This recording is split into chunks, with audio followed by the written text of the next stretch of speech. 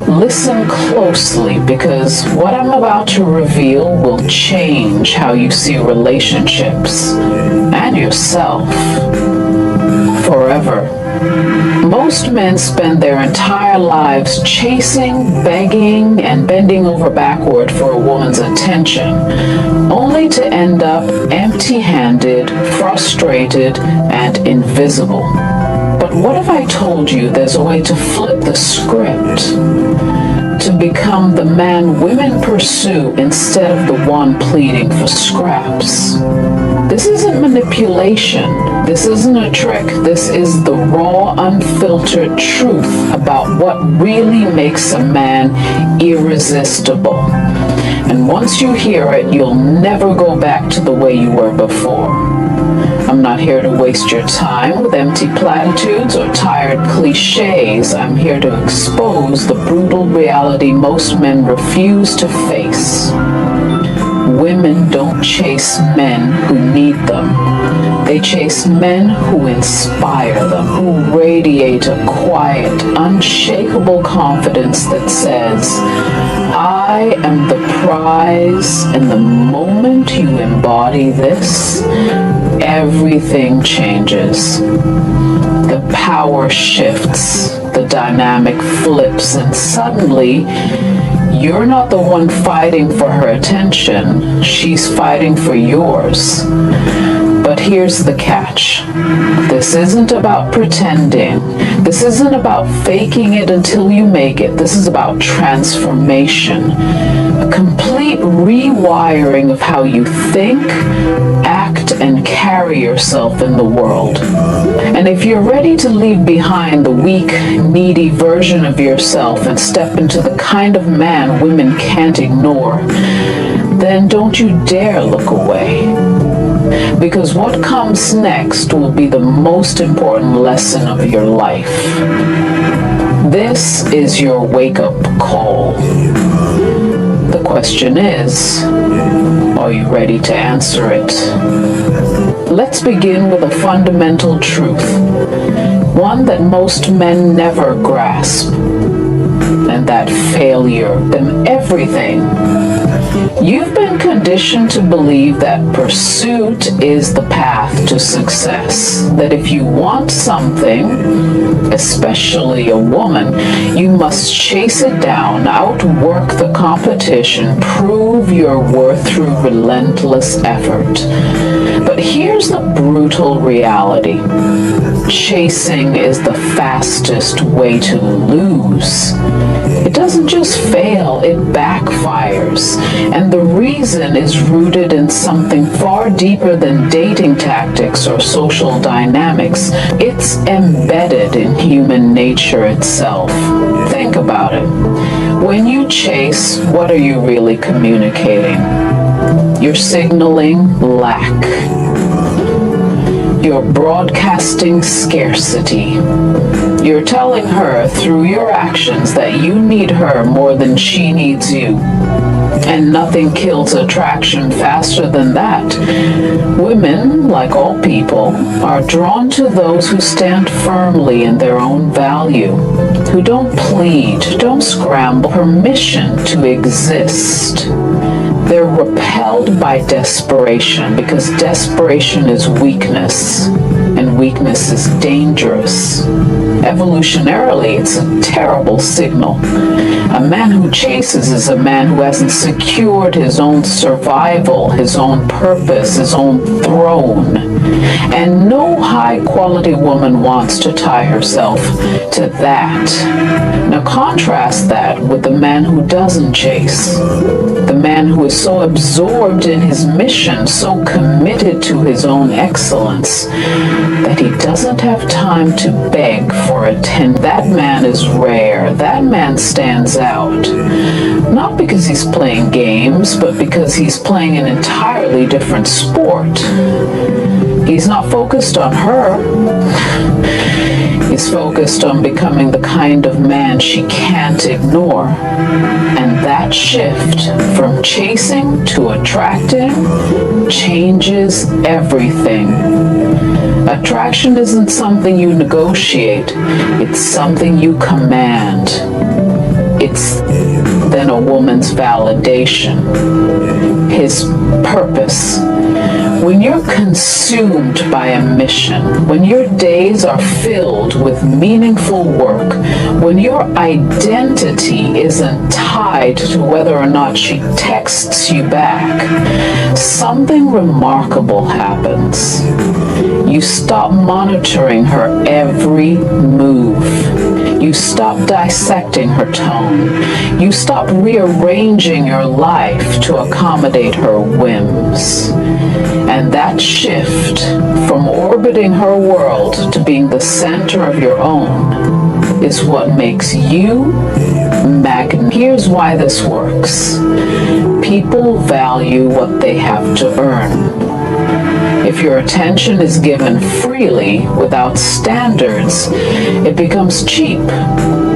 But if your attention must be earned through respect, through reciprocity, through genuine connection, it becomes valuable. This isn't manipulation, it's basic economics. Scarcity in who hasn't proven their investment in you. You create that scarcity naturally. You communicate without saying a word that your time, your energy, your presence are not guaranteed. They must be deserved. Now let's talk about respect. Because detachment means nothing if you don't enforce boundaries. Most men tolerate disrespect because they fear the alternative, losing her. But here's the truth they never consider. A woman who disrespects you doesn't want you. She wants the version of you that tolerates it. The moment you allow it, you become complicit in your own diminishment. And no one, least of all a high-quality woman, is attracted to a man who has no backbone. Demanding respect isn't about aggression or ultimatums. It's about quiet, unwavering standards. It's the ability to say, expect to be treated, take it or leave it. When she tests you, and she will, because all people test boundaries, you don't negotiate, you don't plead, you simply withdraw. Not as punishment, but as a natural consequence. Because a man who respects himself doesn't entertain disrespect from others. And that refusal, that willingness to walk away is what separates the men who are chaste from the men who beg. This is where most men fail. They confuse attachment with love, neediness with passion. They think that if they care deeply, they must show it through constant attention, through emotional dependency. But that's not love. That's insecurity masquerading as devotion. Real strength lies in the ability to care deeply while remaining autonomous. To love without losing yourself. But that's not how this works. The prize isn't self-declared, it's self-evident. It's in the way you carry yourself when no one's watching. The way you treat people who can't do anything for you. The way you handle adversity. Women and the world are watching, always. So how do you start? Today, right now, by asking yourself one question. Would I chase me? If the answer isn't an immediate yes, you know what to do. Build. Refine. Demand more from yourself than anyone else ever could. Because the prize isn't born, it's forged. And the moment you decide you're worth the effort is the moment everything changes. The The choice is yours. Remain another face in the crowd or become the man who stands apart. But remember, no one will treat you like the prize until you do. There's a fundamental law of human interaction that most men never deeply. Who creates, who leads, who stands for something? That's a man who becomes unforgettable. Ask yourself, what do I bring to the table that no one else can? If the answer isn't clear, you've got work to do. Now let's address the elephant in the room. Ego. Becoming the prize isn't about narcissism. It's not about strutting through life expecting applause. In fact, the men who truly operate at this level are often the most grounded because they don't need external validation to confirm their worth. They know. And that knowing is what makes them magnetic. It's the difference between a king and a tyrant. One rules with quiet authority, the other with brittle insecurity. Here's where most men fail. They confuse being the prize with acting entitled. They demand respect they haven't earned, admiration they haven't cultivated, grasp, and their ignorance of it costs them dearly. The more you need something, the less likely you are to get it. This isn't some mystical philosophy, it's observable reality. When you cling to a woman's approval, when you structure your emotional well-being around her attention, you don't just appear weak, you become weak. And weakness in any form is repulsive. Not because women are cruel, but because nature is. Survival favors those who can stand on their own. So if you want to be chaste, if you want to be desired rather than tolerated, you must master the art of detachment. Detachment isn't indifference. It's not about pretending you don't care when you do. That's just another form of neediness, a performance rather than a position of strength. True detachment is the natural state of a man who has something more important, natural byproduct of a life well lived, of a man who has sorted himself out, who has faced his demons and conquered them, who has built something meaningful. When you operate at that level, you don't need to convince anyone of your worth. It's self-evident. Your presence carries weight. Your silence carries authority. Your attention becomes a gift, not a given. And that's when women start to lean in. That's when they begin to chase. But here's the critical distinction. This isn't about manipulation. It's about integrity. You're not pretending to be indifferent. You're actually indifferent. Because your self-worth isn't tied to her approval. You're not withholding attention to play mind games. You're directing your attention where it matters most, toward your purpose. And when a woman sees that, when she realizes you're not... If you walked into a high-end auction with a painting you believed was worthless, how would the bidders react? They'd ignore it. But if you carried that same painting with the quiet confidence of a man who knows it's a lost masterpiece, their curiosity would ignite. Your belief in its value would become theirs. The same principle applies to you. You teach people how to treat you by how you treat yourself. If you act like an afterthought, you'll be treated like one. If you carry yourself like the prize, the world and women will respond accordingly. So what does it mean practically to become the prize? It starts with understanding that value isn't given, it's built. You don't negotiate your worth, you demonstrate it. Every day in your discipline, your integrity, your refusal to tolerate mediocrity in yourself or your suru, orbiting her world but instead building your own, something primal kicks in. She wonders. She second guesses.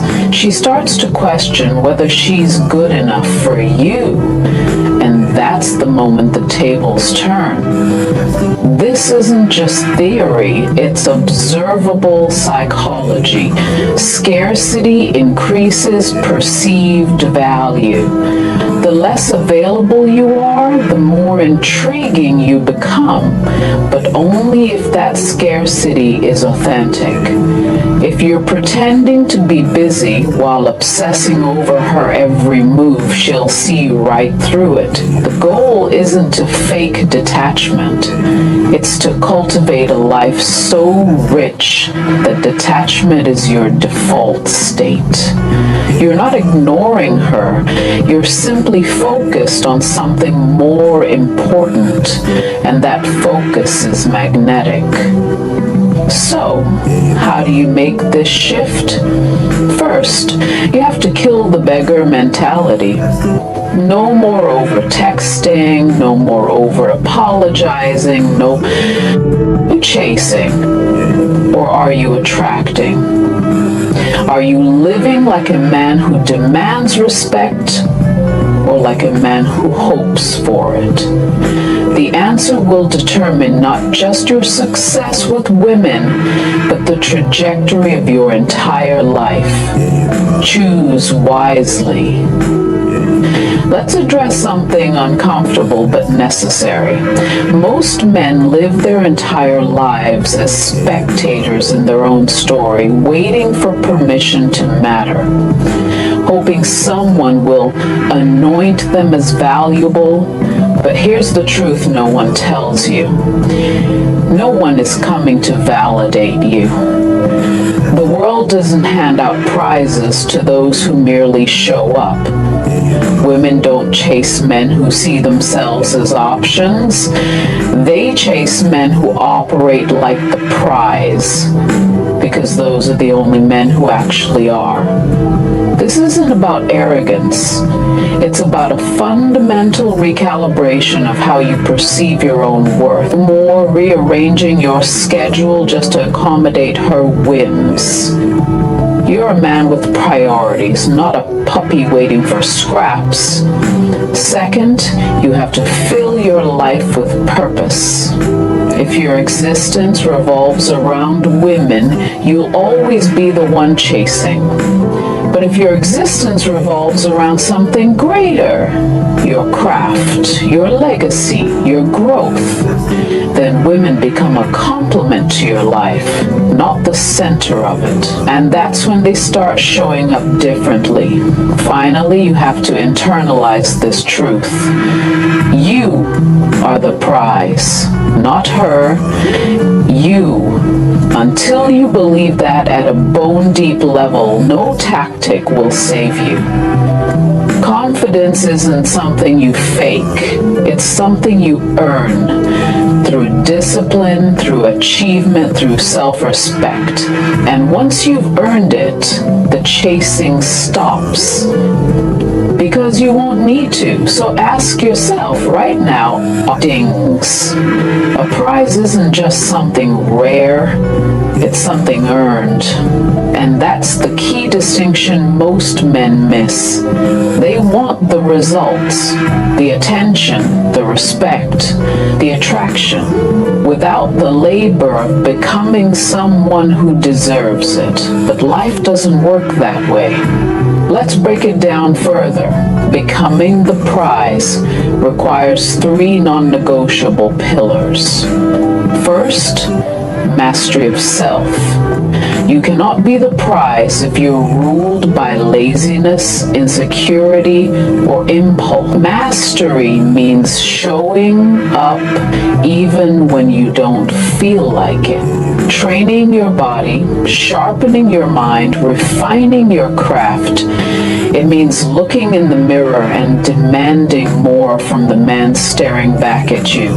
Because here's the brutal part. Women can smell self-disgust beneath bravado. They can sense when you're performing confidence instead of embodying it. Competence. From knowing deep down that you've put in the work. Second, unshakable standards. Prizes don't beg for attention, they command it. That means walking away from anything and anyone that doesn't meet your criteria. Most men tolerate disrespect because they fear scarcity. They think, if I don't accept crumbs, I'll starve. But that's the paradox. The moment you stop accepting crumbs is the moment you're offered the whole meal. When you refuse to settle, you communicate without a word that you're accustomed to better. And people, especially women, rise to meet that expectation. Third, irreplaceability. The prize isn't just valuable, it's unique. It can't be replicated by the next guy who walks in the room. Between warmth and independence is what creates lasting attraction. So, how do you cultivate this? Start by auditing your own behavior. Do you text her first every time? Do you cancel plans to accommodate her? Do you prioritize her moods over your own stability? If the answer is yes, you're not in a relationship. You're in servitude. Detachment begins with reclaiming your sovereignty. It means letting her come to you sometimes. It means maintaining your routines even when she's available. It means remembering that your worth isn't determined by her presence or her absence. And when respect is violated, when she's late without apology, when she dismisses your feelings, when she plays games, you don't explode. You don't grovel. You act. You distance yourself, not to manipulate her, but to honor yourself. Tolerate disrespect, you train her to see you as someone who deserves it. This is the paradox at the heart of attraction. The less you need her, the more she'll want you.